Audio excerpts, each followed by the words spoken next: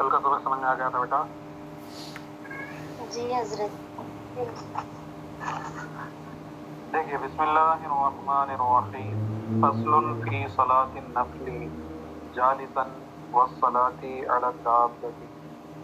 ये फसल है बैठ करके नफल नमाज पढ़ने के बयान में और सवारी पर नमाज पढ़ने के बयान में। इस फसल के तहत बेटा दो किस्म की बातें होंगी। पहली बात यह है कि नफल नमाज बैठ करके पढ़ना का क्या हुक्म है, और दूसरी बात सवारी पर नमाज पढ़ने के क्या मामूलात है। अगर सवारी चल रही हो या सवारी ठहरी हुई हो, दोनों सूरतों में नमाज पढ़ने का क्या हुक्म है, और नमाज में से फ़र्ज नमाज और वाजिब नमाज और सुन्नत नमाज नफल नमाज सबके क्या क्या अहकामात हैं, और इसी से मुत्तसिल कुछ ज़िमनी अहकामात भी बयान फरमाएंगे। फरमाते हैं कि यजूज़ु नफलु क़ाइदन मअल क़ुदरति अलल क़ियामी लाकिन लहू निस्फ़ु अजरिल क़ाइमी इल्ला मिन उज़रिन। कहते हैं कि नफल नमाज बैठ करके पढ़ना जायज़ है, बावजूद एक के खड़े होकर के पढ़ने पर कुदरत हो। नफल के अलावा दीगर नमाजों को खड़े होकर के ही पढ़ना है, बैठ करके नहीं पढ़ सकते। अगर खड़े होकर के पढ़ने की ताकत है तो बात समझ आ रही है। लेकिन नफल नमाज जो होती है, सिर्फ नफल नमाज, सुन्नत मुअक्कदा भी नहीं, नफल नमाज जो होती है या सुन्नत गैर मुअक्कदा जो होती है, इसको बैठ करके बगैर किसी उज़्र के भी पढ़ सकते हैं। समझ मेरी बात। और बेहतर ये है कि सुन्नत गैर मुअक्कदा भी खड़े होकर के ही पढ़े। समझ मेरी बात। हाँ, अलबत्ता नफल नमाज जो है उसमें बंदे को इख्तियार है कि वो बैठ करके भी पढ़ सकता है बगैर किसी उज़्र के, यानी खड़े होकर पढ़ने पर ताकत है उसके बावजूद वो बैठ करके पढ़ सकता है। लेकिन फ़र्क ये रहेगा कि अगर खड़े होकर के पढ़ेगा तो जितना सवाब मिलेगा उसी का आधा सवाब मिलेगा बैठ करके पढ़ने पर। यानी कोई बंदा अगर बैठ करके नफल नमाज पढ़ता है तो खड़े होकर के पढ़ने पर मान लो कि 1000 नेकियां मिलेंगी, तो बैठ करके पढ़ने पर जो है 500 नेकियां मिलेंगी। तो मेरे बेटा बात ये सिर्फ नफल के बारे में। फर्ज नमाज वगैरह अगर खड़े होकर के पढ़ने की ताकत है उसके बावजूद बैठ करके पढ़ेगा तो नमाज ही नहीं होगी बेटा। अब बैठ करके नमाज पढ़ रहा है मान लो, तो बैठेगा कैसे? तो कहते हैं जैसे तशहुद में बैठते हैं ना, वैसे ही बैठेंगे, दो जानू होकर के। समझ में आ रही बात? तो कहते हैं यजूज़ु नफलु क़ाइदन मअल क़ुदरति अलल क़ियाम। नफल नमाज का पढ़ना जायज़ है बैठ करके, अगरचे खड़े होकर के पढ़ने पर कुदरत हासिल हो। लाकिन लहू निस्फ़ु अजरिल क़ाइमी, लेकिन उसके लिए खड़े होने वाले के अज्र का निस्फ होगा, आधा अज्र मिलेगा। इल्ला मिन उज़रिन, सिवाय किसी उज़्र के। समझ बात। अगर कोई उज़्र है तो कोई बात नहीं, अगर उज़्र की बुनियाद पर पढ़ रहा है तो फिर जैसे खड़े होकर के पढ़ने का सवाब मिलता है वैसे ही मिलेगा। वयक़उदु कल मुतशahhidi फिल मुख्तार, और मुख्तार मज़हब में तशहुद में बैठने की तरह बैठेगा। जैसे तशहुद में बैठते हैं वैसे ही बैठ करके अदा करेगा। ठीक है।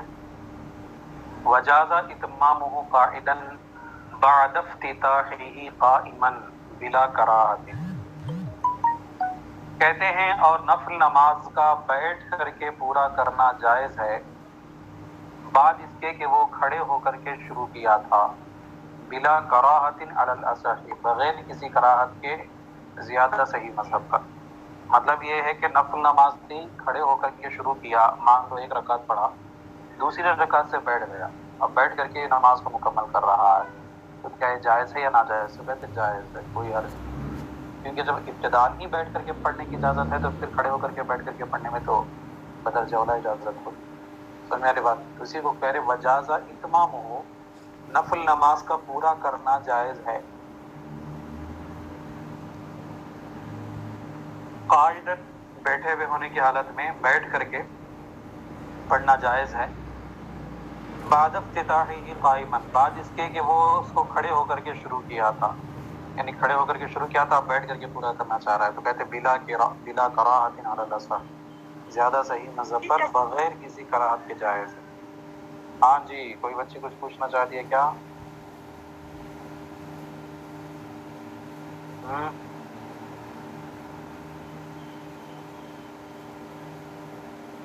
हाँ बेटा।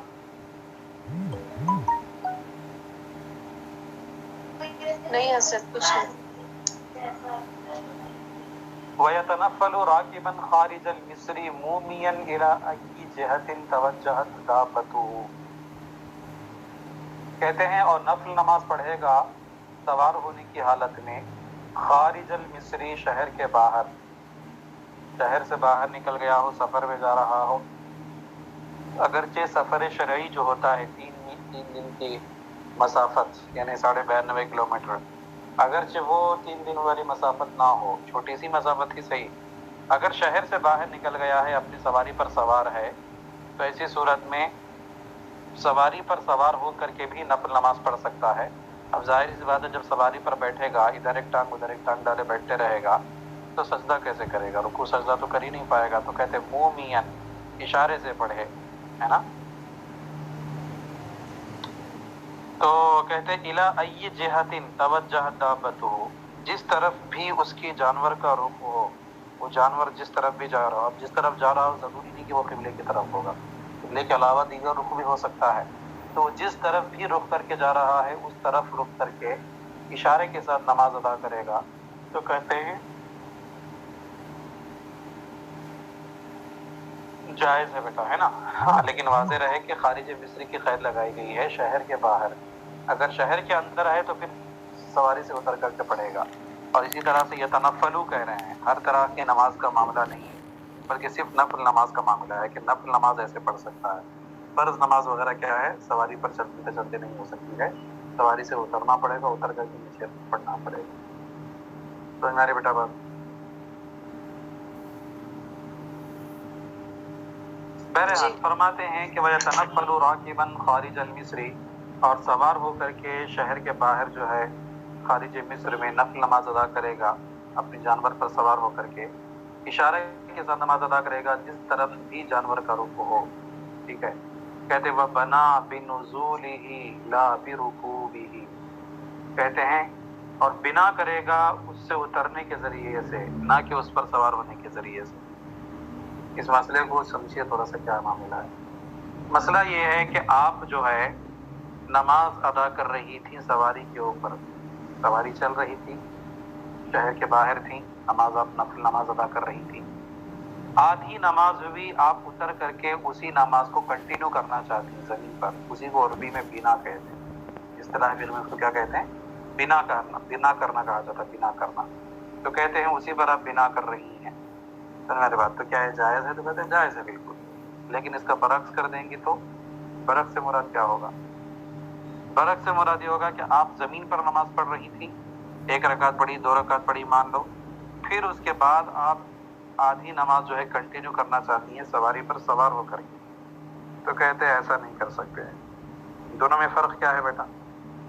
دونوں میں فرق یہ ہے بیٹا کہ سواری پر جو نماز پڑھتے ہیں وہ اشارے والی نماز ہوتی ہے، اور زمین پر جو نماز پڑھتے ہیں وہ کامل نماز ہوتی ہے، ناقص نماز نہیں ہوتی، اشارے والی نماز نہیں ہوتی، بلکہ رکوع سجدے والی نماز ہوتی ہے، اور رکوع سجدے والی نماز جو ہے وہ زیادہ اہمیت کی حامل ہے، زیادہ کامل نماز ہے۔ تو جو کامل نماز آپ پڑھ رہی تھی اس کو ناقص طریقے پر آپ ختم کرے، بنا کرے ناقص پر، تو یہ درست نہیں ہو سکتا ہے۔ اس کا برعکس ہو سکتا ہے کہ جو ناقص طور پر پڑھ رہی تھی آپ اس کو کامل طور پر بنا کریں، کامل طور پر مکمل کریں، یہ ہو سکتا ہے۔ اسی وجہ سے سواری پر پڑھنے والی نماز کو اگر نیچے اتر کر کے کنٹینیو کرتے ہیں تو جائز ہے، لیکن نیچے پڑھنے والی نماز کو اوپر سواری پر چڑھ کر کے مکمل کرنا جائز نہیں ہے۔ اسی کو انہوں نے 2 لفظوں میں بیان کیا، وَبَنَا بِنُزُولِهِ لَا بِرُكُوبِهِ، اور بنا کرے گا اس سے اترنے کے ذریعے سے، نہ کہ اس پر چڑھنے کے ذریعے سے۔ سواری سے اتر کر کے بنا کر سکتا ہے لیکن سواری پر چڑھ کر کے بنا نہیں کرے گا۔ سمجھ میں آ رہی بیٹا بات؟ کہتے ہیں یہ جو مسئلہ ہے ابھی جو بیان کیے ہیں سواری پر سوار ہو کر کے نماز ادا کرنے کا، کیا یہ صرف نفل نماز کے لیے خاص ہے، یا پھر جو ہے سنت اور سنت مؤکدہ، غیر مؤکدہ، یہ سب نمازیں ہی پڑھ سکتے ہیں؟ تو کہتے ہیں سنت مؤکدہ اور سنت غیر مؤکدہ بھی پڑھ سکتے ہیں، صرف فرض اور وتر نہیں پڑھ سکتے، واجب۔ سمجھ میری بات؟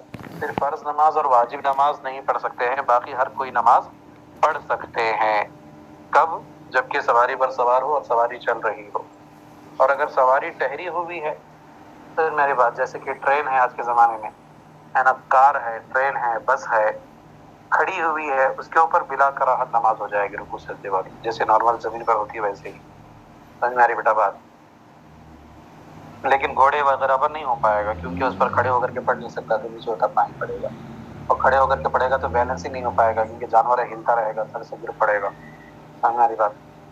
بہرحال تو یہ حکم سب کے لیے ہے، سنت مؤکدہ کے لیے بھی ہے، بس سمجھ رہی. لیکن امام اعظم ابو حنیفہ فرماتے ہیں کہ فجر کی جو 2 رکعت سنت ہے اس کے لیے نیچے اترے گا، کیونکہ فجر کی 2 رکعت سنت کی میں نے آپ کو پہلے بتایا تھا کہ بہت زیادہ اہمیت ہے بیٹا، تو اس کی اہمیت کی وجہ سے اس پر حکم یہ لگاتے ہیں کہ فجر کی جو سنت ہے ان کے لیے اترے گا، اور باقی سنتیں کیا ہے پڑھ سکتا ہے. کہتے ولو کانا بالنوافل الراتبۃ، نوافل راتبہ جو ہے سنت مؤکدہ کو کہتے ہیں بیٹا. نوافل راتبہ سے مراد وہ نوافل جو ضروری ہوتے ہیں، مطلب سنت مؤکدہ. کہتے ہیں اگرچہ یہ معاملہ سنت مؤکدہ کے ساتھ ہو تب بھی کیا ہے درست ہو سکتا ہے. وعن ابی حنیفہ رحمہ اللہ تعالی انہ ينزل لسنت الفجر لانها اکد من غیرها.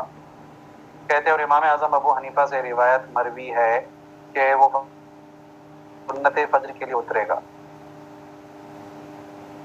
کیوں؟ کہتے ہیں لانها اکد من غیرها، اس لیے کہ یہ فجر کی سنت جو ہوتی ہے یہ فجر کی سنت کے علاوہ دیگر سنتوں سے زیادہ تاکید والی ہوتی ہے، تو اس کی اہمیت زیادہ ہے. تو بعض حضرات نے بعض فقہاء نے اس کو واجب بھی قرار دیا ہے، تو اس وجہ سے وہ فرماتے ہیں کہ فجر کی جو 2 رکعت سنت ہے اس کے لیے نیچے اترے گا، نیچے اتر کر کے پڑھے گا، اور باقی سنتیں کیا ہیں اس پر پڑھ سکتا ہے. بات سمجھ میں آ رہی جی آپا جان لوگ؟ ہاں جی چلیے بس رہنے دیجیے، یہاں سے اور تھوڑی سی بات ہے، اسی سے کچھ ملحق باتیں ہیں، اس کو انشاءاللہ ہم کل پڑھیں گے، ٹھیک ہے؟ فی الحال اس کو ملا لیجیے، اچھی طرح سے یاد کر لیجیے. امید کرتا ہوں کہ سبق آپ لوگوں کو سمجھ میں آ گیا ہوگا. ٹھیک ہے بیٹا؟ ہاں جی آپا جان لوگ. جی حضرت اوپر سے ایک بار ترجمہ کیجیے نا. کہاں سے؟ فضل سے. کتنا؟ تھوڑا 2 لائن. ہاں عزت بچالی 2 لائن کہہ کر کے. یہ فصل ہے فی صلاۃ النفل جالسا، بیٹھ کر کے نفل نماز پڑھنے کے بیان میں، والصلاۃ علی الدابۃ، اور سواری پر نماز پڑھنے کے بیان میں. کہتے ہیں یجوز النفل قاعدا مع القدرۃ علی القیام. کہتے ہیں نفل نماز بیٹھ کر کے پڑھنا کھڑے ہو کر کے پڑھنے پر قدرت کے ساتھ، مطلب کھڑے ہو کر کے پڑھ سکتا ہے پھر بھی بیٹھ کر کے پڑھنا یہ جائز ہے. لیکن لہو نصف اجر القائم، لیکن اس شخص کے لیے کھڑے ہو کر کے پڑھنے والے کے اجر کا آدھا حصہ ہوگا. سمجھ میں آ رہی بات؟ یعنی آدھا ثواب ملے گا. الا من عذر، سوائے کسی عذر سے، یعنی اگر کوئی عذر سے بیٹھ کر کے پڑھتا ہے تو پھر اس کو پورا ثواب ملے گا، کٹوتی نہیں ہوگی. بس. ہاں جی آپا جان کون تھی جن کو سمجھ میں نہیں آ رہا تھا؟ بس ہاں بس کہہ کر کے عزت بچا لی اپنی کلاس کی. ہاں جی آپا جان چلیے خیر ٹھیک ہے، دعاؤں میں یاد رکھیے، ملا لیجیے، نہیں سمجھ میں آیا تو پھر کل پوچھنا. وصلی اللہ تعالی علی خیر خلقہ ونور عرشہ سیدنا و مولانا محمد وآلہ وصحبہ اجمعین. السلام علیکم.